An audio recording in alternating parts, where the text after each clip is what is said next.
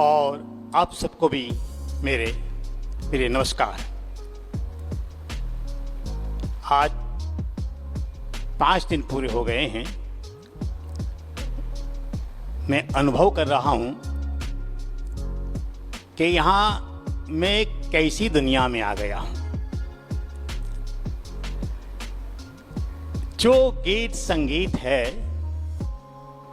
लोगों के साथ हो रहा सत्संग है, वो तो हमेशा याद रहेगा, लेकिन जो अनुभव यहां लोगों ने प्रस्तुत किए,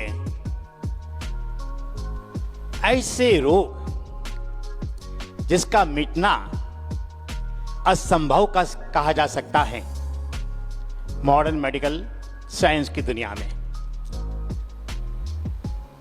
तो इस चमत्कार की सृष्टि नहीं तो और क्या है, चमत्कार नहीं तो और क्या है। कोई रोग ऐसा नहीं है जो इस नई भोजन प्रणाली के माध्यम से मिटाया नहीं जा सकता। कोई रोग ऐसा नहीं है। कैसे मिटाया जाता है, क्यों मिटाया जाता है, रोग क्यों आता है, उसके निवारण के रास्ते क्या है, तमाम बातें चौहान साहब ने काफी विस्तार से हमें कही है। चौहान साहब और उनके साथी सहयोगी एक बहुत बड़ा यज्ञ शुरू कर चुके हैं और साफ साफ लगता है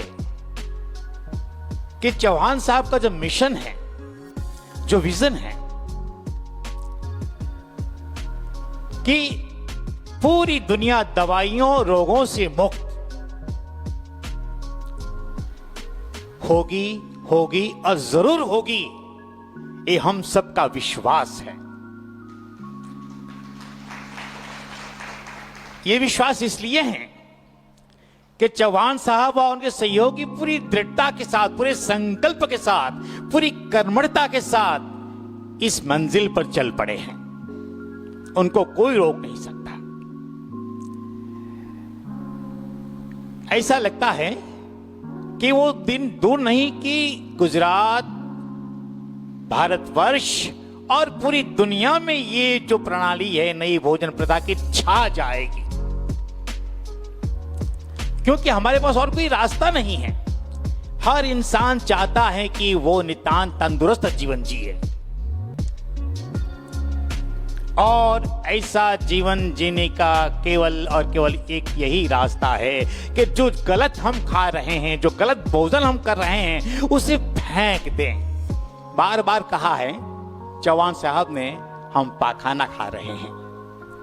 बिल्कुल सटीक कहा है। और उसे त्यागना और शरीर को पूरा निरामयी रखे ऐसी भोजन व्यवस्था को स्वीकारना ही जीवन की सुंदरता है। बड़ी सुंदर बात कही है। जीवन सुंदर है, ईश्वर का वरदान है, लेकिन जीवन की इस सुंदरता को पाने के लिए 2 शर्तें हैं। सबसे पहली शर्त है शरीर, शरीर की नितांत निरामयता। सब कुछ है, मगर अगर शरीर स्वस्थ नहीं है तो सब कुछ भी नहीं है। तो शरीर का स्वास्थ्य, शरीर की निरामयता और दूसरा मन की निरामयता, दोनों निर्बलता जब मिल जाएं तो जीवन सुंदर बन जाए। मैं यहां से बहुत कुछ लेकर के जा रहा हूं। चौहान साहब की वाणी, उनके विचार, मुझे लगता है कि ये एक मसीहा है, एक संत है। और संत वो होता है जो सबके साथ एकात्मता का अनुभव करता है, जो सबके दुखों को अपना दुख समझता है और उनके दुखों के निवारण के लिए पूरा जीवन समर्पित कर देता है। और यही किया है परम आदरणीय चौहान साहब ने। अब मैं अपनी बात कर लूं जरा। दिमाग में इस समय इतने सारे विचारों का तूफान चल रहा है कि क्या कहूं और क्या न कहूं, मगर अपने मन पर, विचारों पर नियंत्रण रखना भी जरूरी है। इस प्रथा से परिचित हुआ था मैं जुलाई 2012 में। उससे पहले नहीं, दिसंबर 2012 में, उससे पहले जुलाई 2012 में एक्सीडेंट हो चुका था मेरा, और बाएं पैर का घुटना जो है उसके जो लिगामेंट्स है रप्चर हो चुके थे, पैर लटक गया था।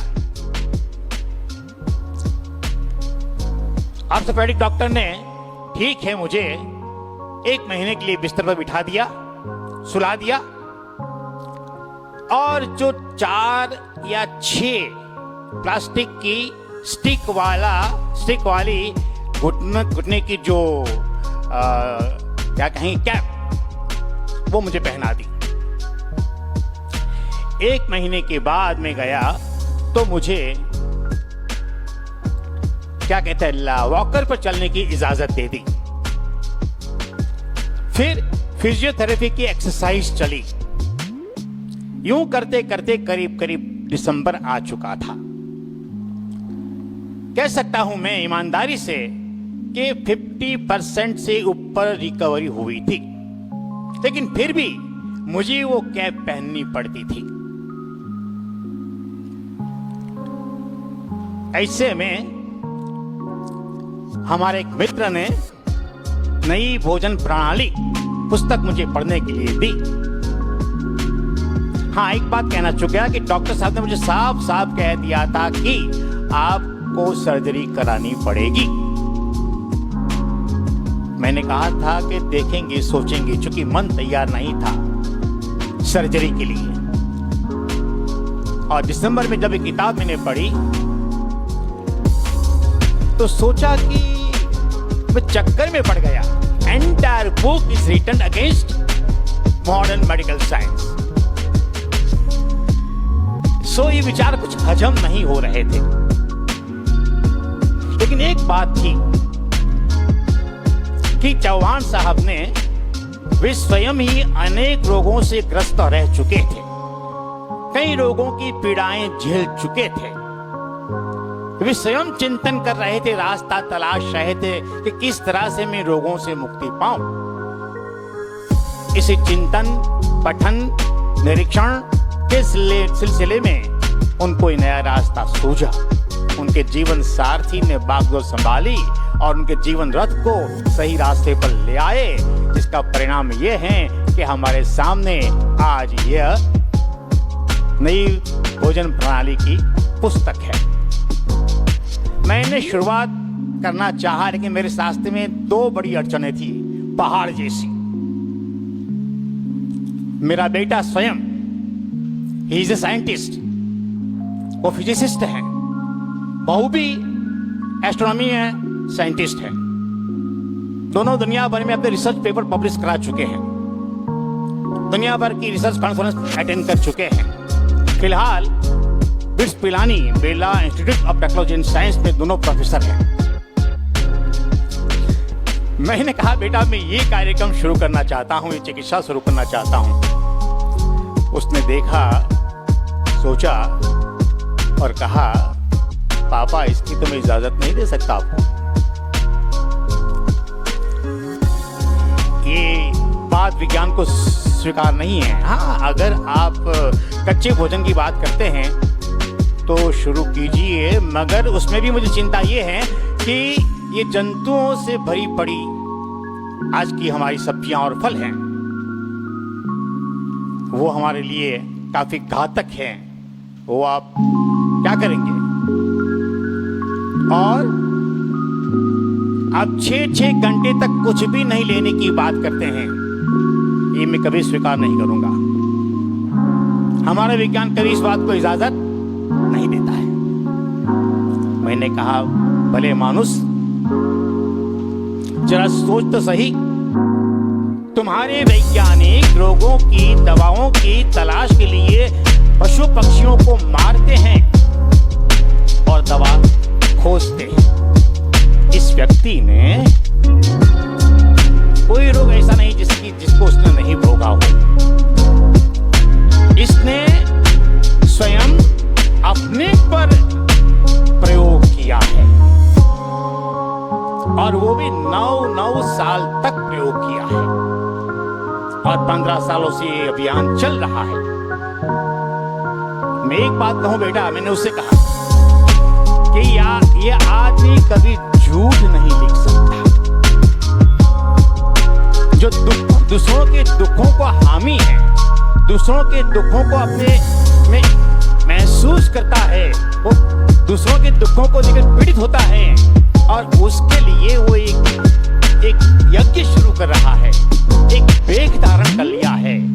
वो आदमी जो भी कहता है गलत नहीं कर सकता। तुम कुछ भी कहो, मैं ये करूंगा।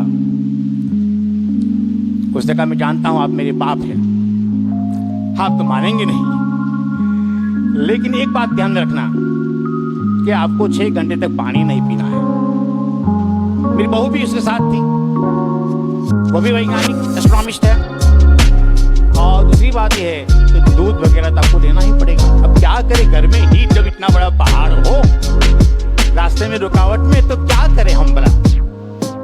मैंने कहा ठीक है बेटा, मुझे मंजूर है।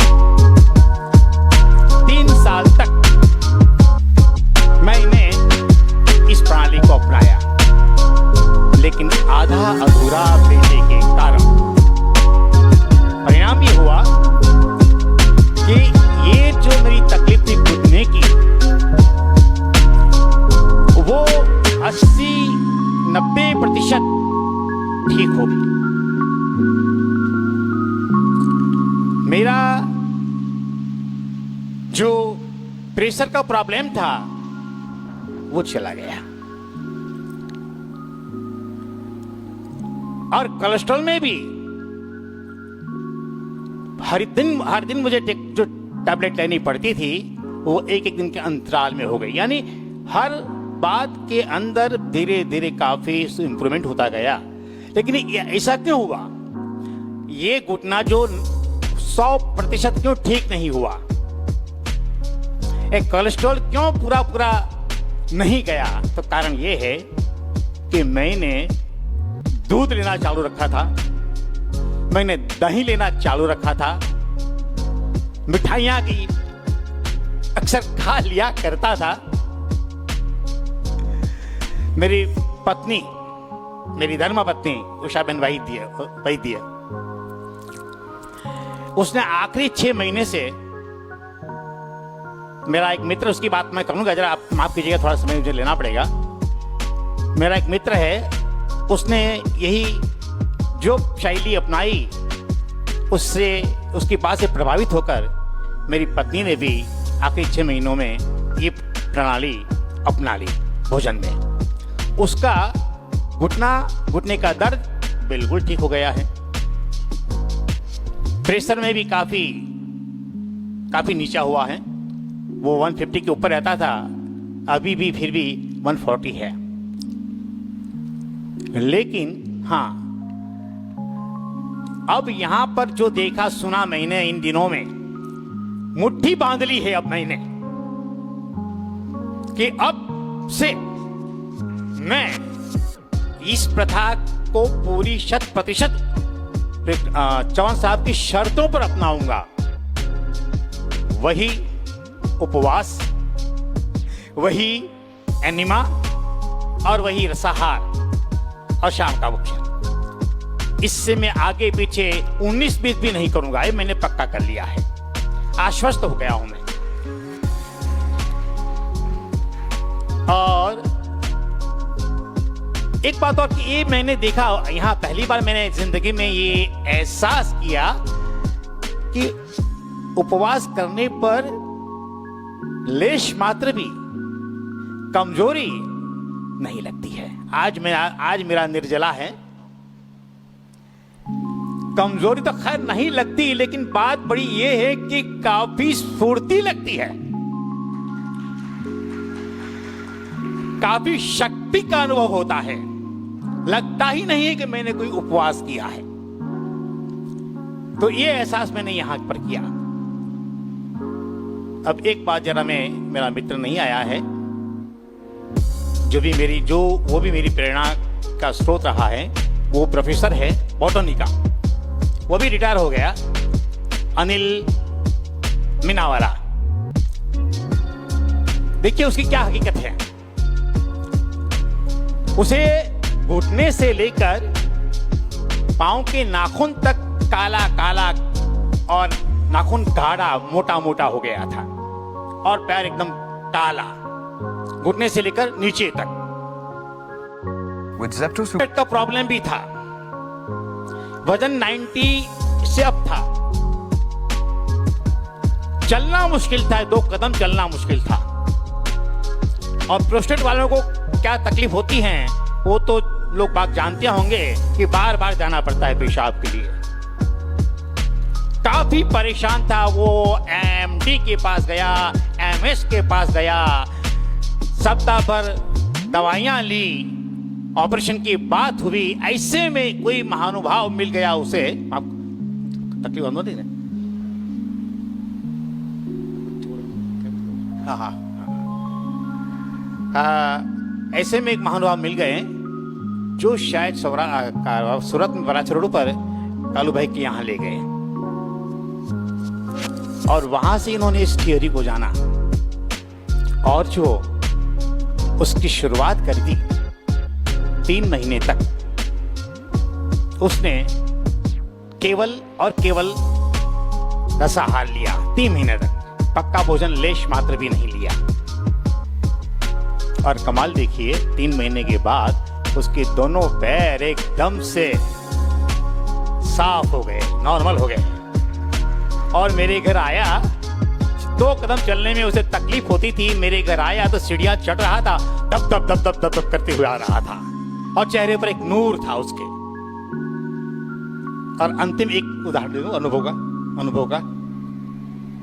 हाँ, बस केवल इतना कहना चाहता हूं, ये जो तीसरा अनुभव है ना, उसको मैंने पढ़ा है किताब में, सूरत पॉपुलर पब्लिकेशन की किताब है, रसाहार से कायाकल्प। कांति कुमार भट्ट उसके लेखक हैं। उस किताब में एक आर्टिकल था और उसमें राजकोट का एक व्यक्ति है, उसे ब्लड कैंसर हुआ था और वो तमाम चिकित्सा पद्धतियों को अपना चुका था। बॉम्बे टाटा में भी हो आया था। वो चौहान साहब की तरह ही तलाश रहा था रास्ता अलग अलग चिकित्सा पद्धतियों का। उसमें वो नेचुरोपैथी की किताबें उसे पढ़ने को मिल गई और वहां से उसे जो रास्ता मिला वो ये कि केवल और केवल कच्चा खाना है। करीबन 8 महीने तक उसमें उसका आर्टिकल, नाम मुझे याद नहीं आ रहा पूरा उसका आर्टिकल, उसका एड्रेस भी है। और केवल कच्चा खाने पर उसका ब्लड कैंसर गया। तो ये मिरेकल्स नहीं तो और क्या है मेरे भाई। मैं तो इतना ही चाहता हूं कि हम सब यहां से जाएंगे तो संकल्प करके जाएंगे कि चौहान साहब ने जो सुझाया है, जो कहा है, उस रास्ते पर हम बिल्कुल पूरी चुस्ती से चलेंगे। I wish all the best. सबके लिए शुभकामनाओं। धन्यवाद। सॉरी।